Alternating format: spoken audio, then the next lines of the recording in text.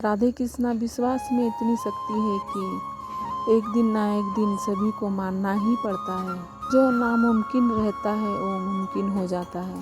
ये स्टोरी राजा और पिंकी की है। पिंकी के विश्वास के आगे राजा को हार मानना पड़ा। आज जो मैं स्टोरी आप लोगों को सुनाने जा रही हूँ ये भगवान से जुड़ी हुई है। राजा भगवान से कभी गुस्सा तो नहीं था, लेकिन उसे भगवान पर कभी विश्वास नहीं था। राजा जब पिंकी से शादी किया तब कभी भी पिंकी को नहीं मना करता था कि तुम भगवान का नाम मत लो, क्योंकि वो कभी भगवान के खिलाफ नहीं था। भगवान नहीं होते हैं कभी नहीं बोलता था। उसे पता था कि भगवान इस दुनिया में होते हैं और वक्त आने से सभी का रक्षा करने भी आते हैं। जो उसे विश्वास करते हैं उसके विश्वास कभी नहीं तोड़ते हैं। पिंकी बहुत पूजा पाठ करती है और सभी के साथ इज्जत से बात करती है।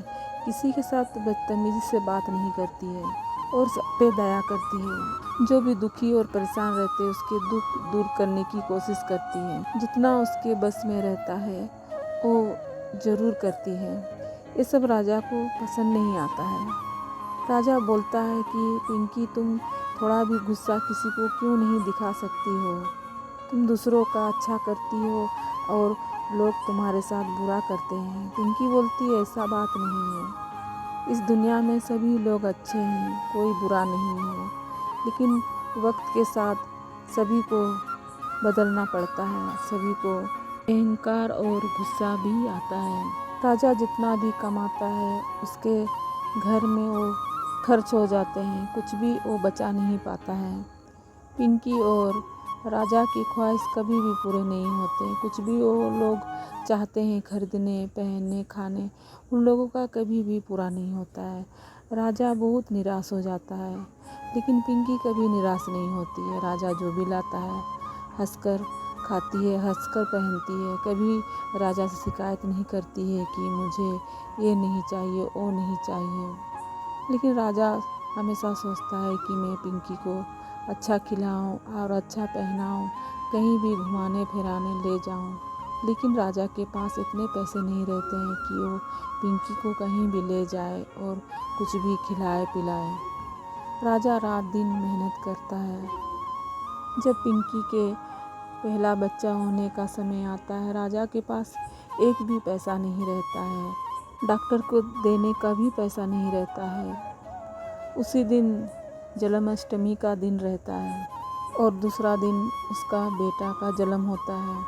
पिंकी के माता पिता भी गरीब रहते हैं, फिर भी वो डॉक्टर बुलाते हैं। घर में उसका बेटा होता है। तब उस समय सरकारी हॉस्पिटल नहीं थे जो राजा पिंकी को सरकारी हॉस्पिटल ले जाए। पिंकी के नॉर्मल ही बच्चा होता है। पिंकी मन मन में सोचती है कि एक चमत्कार से कम नहीं है। पिंकी ऐसे ही भगवान के ऊपर बहुत विश्वास करती थी और उसके बेटा होने के बाद उसे और विश्वास हो जाता है कि भगवान है और मेरे मदद भी कर रहे हैं। लेकिन राजा को विश्वास नहीं होता है और राजा सोचता है कि कभी भी मेरे पास पैसे नहीं होते हैं और अगर मेरी पत्नी कुछ हो जाती तो मैं क्या करता। राजा मन में यह भी सोचता है कि मैं तो मेहनत कर रहा हूँ, फिर भी मेरे पास पैसे नहीं आते। मैं जितना मेहनत करता हूँ उससे कम पैसे मुझे मिलते हैं। पिंकी हमेशा राजा को विश्वास दिलाती है कि भगवान हमारे साथ है, इसलिए हमें जहीं ना जहीं से खाने पीने का मिलता ही है और हमें काम भी मिल रहा है। ऐसे ही दिन गुजरते गए और पिंकी का विश्वास भगवान पर होते गया। इतना ज़्यादा भगवान पर विश्वास हो गया पिंकी का कि जब भी भगवान के आगे हाथ जोड़ती है तो बोलती है कि हमारा रक्षा करना, हमारे आसपास जितने भी लोग हैं सभी का रक्षा करना, सभी को सद्बुद्धि देना और राजा का भी विश्वास आप पर हो जाए। ऐसे ही ज़िंदगी कट रही थी। जो भी रूखा सूखा मिलता दोनों खाते। और हंसते मुस्कुराते अपनी ज़िंदगी बिताते।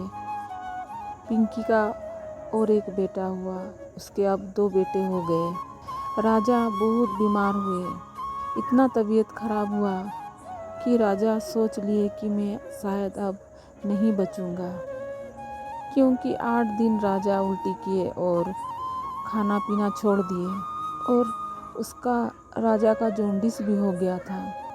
लेकिन पिंकी ठान ली थी, मैं अपने पति को कुछ भी नहीं होने दूंगी। और ना ही पिंकी के इतने पैसे थे कि वो अपने पति का इलाज कर सके। लेकिन अगल बगल पिंकी इतने अच्छे से रहती थी कि कोई भी उसे मदद करने के लिए आगे आते थे। तुम बाद में पैसे दे देना, जब राजा काम करेंगे तब तुम पैसे दे देना, हम लोग राजा के इलाज करा देंगे, तुम चिंता मत करो। अगल बगल के सारे लोग थोड़े थोड़े पैसे दिए, तब पिंकी राजा का इलाज कराई। पिंकी भी अंदर से टूट गई थी। वो सोच ली थी कि पता नहीं मैं राजा को बचा पाऊंगी या नहीं, लेकिन उसे भगवान पर पूरा विश्वास था। पिंकी सोच ली थी कि किसी न किसी रूप से भगवान मेरे पास ज़रूर आएंगे मेरा मदद करने के लिए, और मेरे पति का भी मदद करने आएंगे। और कुछ उस तरह ही हो रहा था उसके साथ। राजा ठीक हो गया और अच्छे से काम करने लगा और उसे अच्छा काम भी मिला। और थोड़े थोड़े करके जिससे जिससे पैसे ली थी पिंकी, उसके सारे पैसे लौटा दिए। और एक दिन राजा पिंकी को बोले, तुम्हारे विश्वास के कारण मैं आज जिंदा हूँ, नहीं तो शायद मैं कब का मर जाता।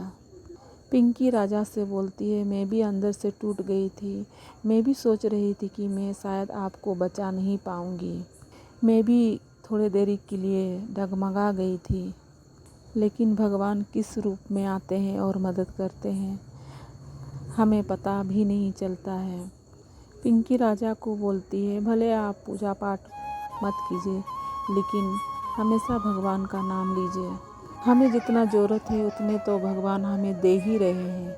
हाँ, मानते हैं कि हमें ज़्यादा नहीं दे रहे हैं, हमें हिसाब से दे रहे हैं, लेकिन हम स्वस्थ तो हैं, हमारे पैर हाथ अच्छे हैं, उससे बढ़कर हमें क्या चाहिए। अगर हमारे पास धन दौलत होगा और हमारे पैर हाथ ठीक नहीं रहेंगे, हम देख नहीं पाएंगे, किसी से बात नहीं कर पाएंगे, तो हमारे धन दौलत होके हमारे पास क्या फ़ायदा। राजा पिंकी को बोलते हैं, हाँ तुम ठीक बोलती हो, भगवान जानते हैं कब हमें क्या देना है, इसलिए हमें चिंता नहीं करना चाहिए, हंसते मुस्कुराते दिन बिताना चाहिए।